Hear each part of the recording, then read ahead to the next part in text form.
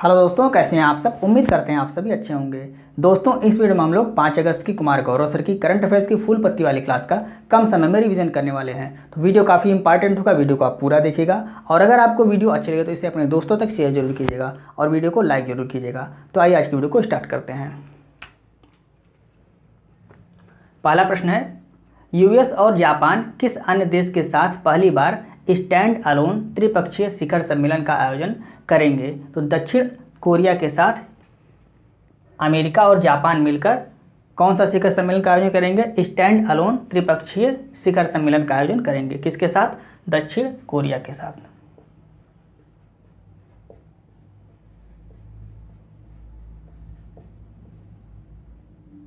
उद्देश्य क्या होगा? तो उत्तर कोरिया को काउंटर करना इसका उद्देश्य है। इस सम्मेलन में जो बाइडेन जो अमेरिका के राष्ट्रपति हैं, फूमियो किशिदा ये जापान के प्राइम मिनिस्टर हैं और यू सुक ये क्या हैं? ये दक्षिण कोरिया के क्या हैं? राष्ट्रपति हैं। याद रखिएगा, यू सुक कौन है? दक्षिण कोरिया के राष्ट्रपति हैं। तो ये तीन लोग इसमें भाग लिए हैं इस सम्मेलन में। कौन से सम्मेलन में? स्टैंड अलोन त्रिपक्षीय शिखर सम्मेलन में भाग किसने लिया है? जो बाइडेन ने, फूमियो किशिदा ने और यू सुक ने भाग लिया है। स्टैटिक जीके के प्रश्न देख लीजिए। क्वाड 2023 शिखर सम्मेलन का आयोजन कहाँ पर किया गया? जापान में। G7 2023 शिखर सम्मेलन का आयोजन यह भी जापान में हुआ है। SCO यानी कि संघाई सहयोग संगठन 2023 का आयोजन कहाँ पर किया गया? भारत में किया गया है। G20 2023 का आयोजन कहाँ पर किया जा रहा है? भारत में किया जा रहा है। ब्रिक्स 2023 का आयोजन ये दक्षिण अफ्रीका में होगा और आसियान 2023 का आयोजन कहाँ पर हुआ है? ये इंडोनेशिया में हुआ है, आपको याद रखना है। क्वाड में कितने देश हैं? इसमें 4 सदस्य देश हैं, ऑस्ट्रेलिया, अमेरिका, जापान और भारत। ये 4 देश क्वाड में हैं। G7 में 7 देश हैं। कैसे याद करेंगे? तो इसकी ट्रिक क्या है? गर्लफ्रेंड को जूस पिलाना इसकी ट्रिक है। G से जर्मनी, F से फ्रांस, J से जापान, U से आपका अमेरिका यानी कि US से, I से इटली, C से कनाडा और E से इंग्लैंड। तो ये 7 सदस्य देश हैं किसके? G7 के, आपको याद रखना है। SCO में कुल 9 सदस्य देश हो गए हैं और अभी हाल ही में 9वां सदस्य देश किसको बनाया गया है? ईरान को बनाया गया है, आपको नोट कर लेना है। G20 में कितने सदस्य हैं? 19 सदस्य देश हैं और एक यूरोपीय यूनियन इसमें शामिल है। ब्रिक्स में कुल 5 अस्थायी सदस्य हैं। कौन कौन से? ब्राज़ील, रसिया, इंडिया, चाइना और साउथ अफ्रीका। ये 5 अस्थायी सदस्य हैं, आपको याद रखना है। आसियान में कुल 11 सदस्य देश हो गए हैं। अभी हाल ही में तिमोर लेस्टे को 11वां सदस्य इसका बनाया गया है। तो ये इतनी जानकारी आपको नोट कर लेना है। आइए दूसरा प्रश्न देखते हैं। हाल ही में एमपावर नीति के तहत किसने तंबाकू नियंत्रण पर रिपोर्ट जारी की है? WHO यानी कि विश्व स्वास्थ्य संगठन ने इस पर रिपोर्ट जारी की है। वर्ल्ड हेल्थ ऑर्गेनाइजेशन द्वारा यह रिपोर्ट जारी की गई है। उद्देश्य क्या है? तंबाकू पर नियंत्रण करना इसका उद्देश्य है। और इस रिपोर्ट को जारी करने का प्रभाव क्या पड़ा है? तो 2007 में 22.8% उपयोगकर्ता थे तंबाकू के, यानी कि जो स्मोकिंग और तंबाकू का उपयोग करते थे वो कितने थे? 2.8% उपयोगकर्ता थे। और 2021 में कितने हो गए? 17% हो गए। मतलब इस नीति का प्रभाव पड़ा है और तंबाकू का सेवन करने वालों में कमी आई है। तो 2007 में 22.8% उपयोगकर्ता थे, 2021 में कितने हो गए? 17% हो गए। यह भी आपको नोट कर लेना है। WHO की स्थापना कब हुई? 7 अप्रैल 1948 को हुई और इसका मुख्यालय आप सभी जानते हैं जिनेवा, स्विट्जरलैंड में इसका मुख्यालय है। इसमें 6 रणनीति बनाई गई थी, यानी कि जो एम पावर नीति थी इसमें 6 रणनीति बनाई गई थी। आपसे पूछ सकता है एम पावर में कितनी रणनीति थी? तो जितने अल्फ़ाबेट हैं 1 2 3 4 5 6 उतनी ही रणनीति इसमें बनाई गई थी। स्ट्रैटेजी के प्रश्न देखिए। आई फ्लू का वायरस कौन सा है? एडिनो वायरस के कारण आई फ्लू हो रहा है। वर्तमान में ये काफ़ी चर्चा में है और काफ़ी तेज़ी से फैल रहा है eye flu. WHO world health organization ने भारत को पोलियो मुक्त कब घोषित किया था? 2014 में पोलियो मुक्त घोषित किया था और भारत चेचक से भी मुक्त घोषित हो गया है। विश्व तंबाकू निषेध दिवस कब मनाया जाता है? तंबाकू दिवस नहीं, मतलब तंबाकू खाने वाला दिवस नहीं है, तंबाकू निषेध दिवस है, मतलब तंबाकू को नहीं खाना है। तो कौन सा दिवस है? 31 मई, ये विश्व तंबाकू निषेध दिवस है। और WHO ने हाल ही में किस देश को खसरा या मिजल्स मुक्त घोषित किया है? भूटान और तिमोर लेस्टे को। ये भी इम्पॉर्टेंट है। तिमोर लेस्टे के बारे में भी हमने बताया कि आसियान का 11वां सदस्य देश किसको बनाया गया है? तिमोर लेस्ते को बनाया गया है। आइए हम नेक्स्ट प्रश्न को डिस्कस करते हैं। तीसरा प्रश्न है, हाल ही में 30,000 कलाकारों की डिजिटल कृतियों को चंद्रमा पर संग्रहित करने के लिए कितने मिशन प्रारंभ किए गए? 3 मिशन प्रारंभ किया गया। कौन कौन सा? लूनर कोडेक्स मिशन, नोवा कलेक्शन और पेरेग्रीन कलेक्शन, इनको प्रारंभ किया गया। किस लिए प्रारंभ किया गया है? तो 30,000 कलाकारों की डिजिटल कृतियों को चंद्रमा पर संग्रहित करने के लिए इसको प्रारंभ किया गया है।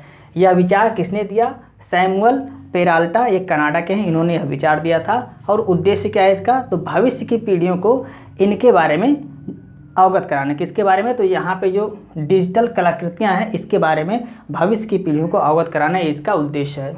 स्टैटिक जीके के प्रश्न देखिए, चंद्रयान फर्स्ट ये किसके द्वारा लॉन्च किया गया था? PSLV C11 रॉकेट द्वारा लॉन्च किया गया था और यह एक ऑर्बिट मिशन था, यह आपको याद रखना है। चंद्रयान फर्स्ट एक ऑर्बिट मिशन था और चंद्रयान 3 ये LVM-3M4 रॉकेट द्वारा लॉन्च किया गया है और यह एक लैंडर और रोवर मिशन है। लैंडर कौन सा है? तो प्रज्ञान रोवर और विक्रम लैंडर इसके चंद्रयान 3 में भेजा गया, आपको याद होना चाहिए। तीसरा है आर्टेमिस मिशन, ये नासा द्वारा भेजा जाएगा और ये चंद्रमा पर मनुष्य को ले जाने का मिशन है। चंद्रयान 3 का क्रायोजेनिक इंजन ये क्या है? C25 क्या है? ये चंद्रयान 3 का क्रायोजेनिक इंजन है, आपको याद रखना है। नेक्स्ट प्रश्न है, हाल ही में मॉर्गन स्टैनली ने भारतीय बाजार को कौन सी रेटिंग प्रदान की है? ओवरवेट रेटिंग प्रदान की है।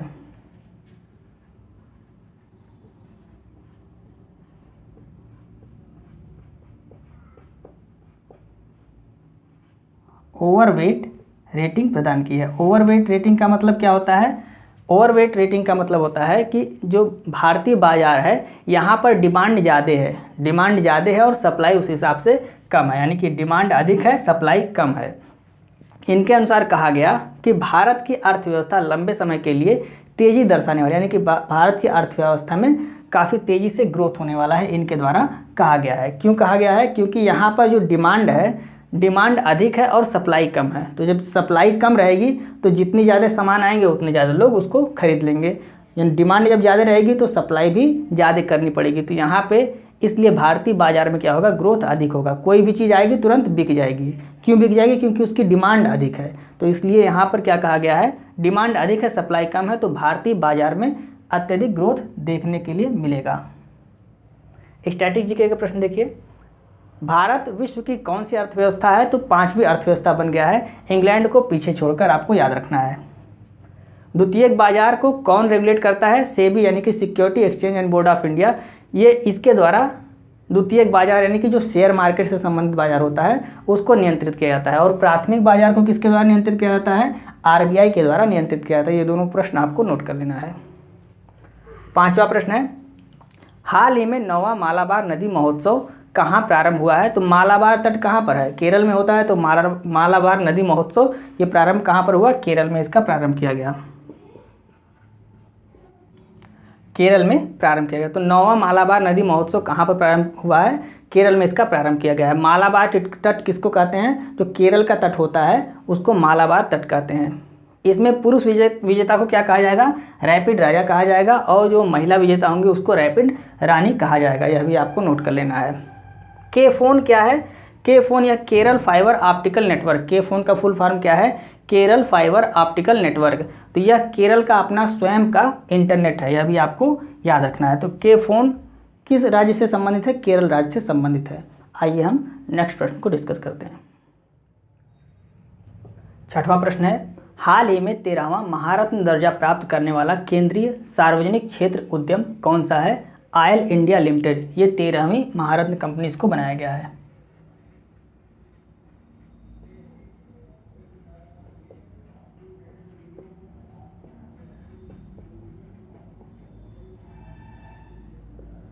ऑयल इंडिया लिमिटेड कंपनी को कौन से नंबर की? 13वें नंबर की महारत्न कंपनी बनाया गया है। महारत्न कंपनी या नवरत्न कंपनी का दर्जा कौन देता है? तो वित्त मंत्रालय द्वारा यह दर्जा दिया जाता है।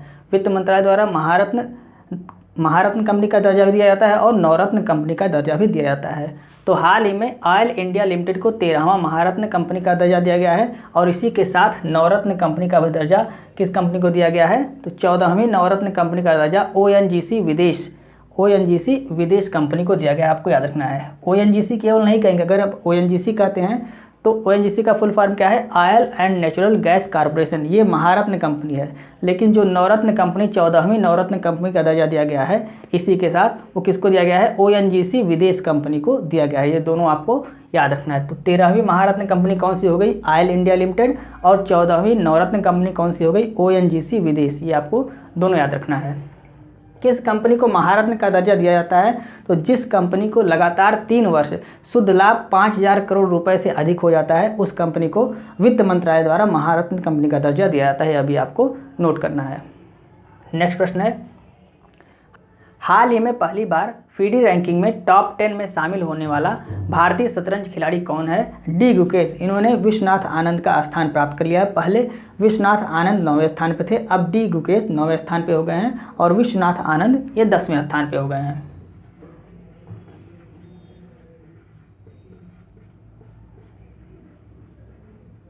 डी गुकेश की रैंक कौन सी हो गई, 9th रैंक हो गई है, और 10वीं रैंक किसकी है, विश्वनाथ आनंद की हो गई है। पहले स्थान पे कौन है, कैरिसन मैग्नस, ये नॉर्वे के हैं, ये पहले स्थान पे हैं। स्टैटिक जीके का प्रश्न देखिए, भारत में 83वें ग्रैंड मास्टर कौन है, आदित्य ये 83वें ग्रैंड मास्टर हैं, और 82वें कौन थे, भूपल्ला प्रणीत, ये 82वें ग्रैंड मास्टर थे। दोनों आपको नोट कर लेना है। टाटा स्टील मास्टर्स 2023 के विजेता कौन है, अनीश गिरी, ये टाटा स्टील मास्टर्स 2023 के विजेता हैं। नेक्स्ट प्रश्न देखते हैं, हाल ही में राष्ट्रीय बाल अधिकार संरक्षण आयोग ने बाल देखभाल संस्थानों के निरीक्षण के लिए कौन सा पोर्टल लॉन्च किया है, मासी पोर्टल लॉन्च किया गया है।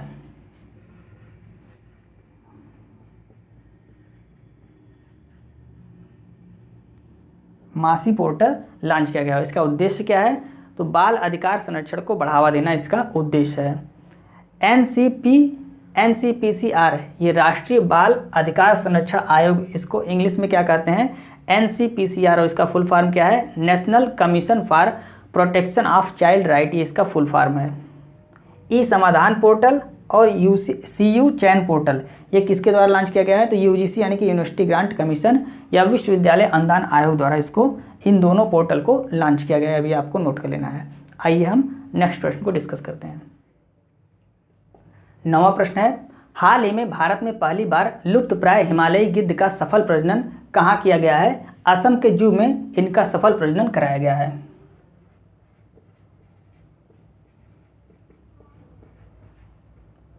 असम के जू में इनका सफल प्रजनन कराया गया है। ये जो हिमालयी गिद्ध होते हैं ये प्रजनन करना ही नहीं चाहते हैं, इसलिए इनकी संख्या धीरे धीरे कम होती गई और ये लुप्तप्राय घोषित कर दिए गए हैं। तो हिमालयी गिद्ध हैं, इनका जो सफल प्रजनन कराया गया है मनुष्यों द्वारा, वो कहाँ पर कराया गया है, असम के जू में इनका सफल प्रजनन कराया गया है। और भारत ऐसा करने वाला विश्व का दूसरा देश बन गया है। इससे पहले किसने कराया था, तो इससे पहले फ्रांस देश ने हिमालयी गिद्ध का सफल प्रजनन कराया था अपने यहाँ पर, और भारत क्या हो गया है, भारत दूसरा देश बन गया है जिसने असम के जू में हिमालयी गिद्ध का सफल प्रजनन कराया है। स्टैटिक जीके का प्रश्न देखिए, असम का शास्त्रीय नृत्य क्या है, तो असम का शास्त्रीय नृत्य सत्रिय है। और भारत में कुल कितने शास्त्रीय नृत्य हैं, भारत में कुल 8 शास्त्रीय नृत्य हैं, जिसमें से नवीनतम कौन सा है, तो नवीनतम इसमें सत्रिय है, आपको याद रखना है। सत्रिय कहाँ का शास्त्रीय नृत्य है, तो असम का शास्त्रीय नृत्य है। राष्ट्रीय जलमार्ग 2 ये कहाँ पर है, तो असम में है, ब्रह्मपुत्र नदी पर यह बनाया गया है और धुबरी से सादिया तक यह राष्ट्रीय जलमार्ग 2 बनाया गया है। गज उत्सव कहाँ पर मनाया गया, असम में मनाया गया। क्यों मनाया गया, क्योंकि प्रोजेक्ट हाथी के 30 वर्ष पूरे हुए हैं। इस उपलक्ष्य में असम के काजीरंगा नेशनल पार्क में गज उत्सव मनाया गया। आपको कमेंट करके बताना है कि प्रोजेक्ट हाथी भारत में कब स्टार्ट किया गया था। अपमार्जक किसे कहते हैं, तो जो मृत जीव पर निर्भर होता है उन्हें अपमार्जक कहते हैं। जैसे गिद्ध हुए, चील हुए, सियार हुए, ये सभी मृत जीवों पर निर्भर रहते हैं और ये सभी पृथ्वी की सफाई का भी काम करते हैं। चूँकि जो मृत हो जाते हैं वो किसी काम के नहीं हैं और उनकी सफाई करना जरूरी है, तो ये सब क्या करते हैं, उनकी सफाई करते हैं और ये सभी मृत जीवों पर निर्भर रहते हैं। नेक्स्ट प्रश्न है, हाल ही में चर्चा में रही वासिप्पु इयक्कम योजना का संबंध किस राज्य से है, तमिलनाडु राज्य से इसका संबंध है।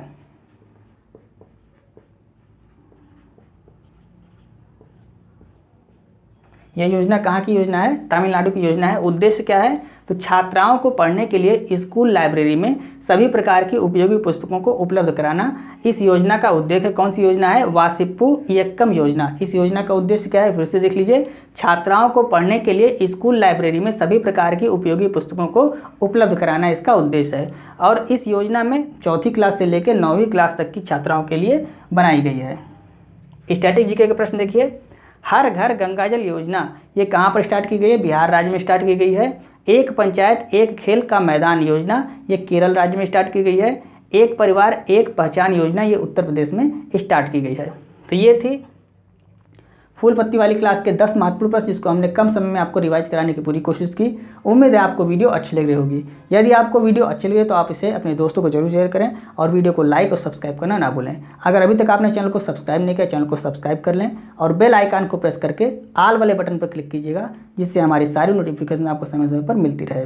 अगर आपको इस क्लास की PDF चाहिए तो आप हमारे Telegram channel RK competition class को ज्वाइन कर सकते हैं, जिसका लिंक आपको इस वीडियो के डिस्क्रिप्शन में मिल जाएगा। वहां से आप टेलीग्राम चैनल को ज्वाइन करके PDF को प्राप्त कर सकते हैं।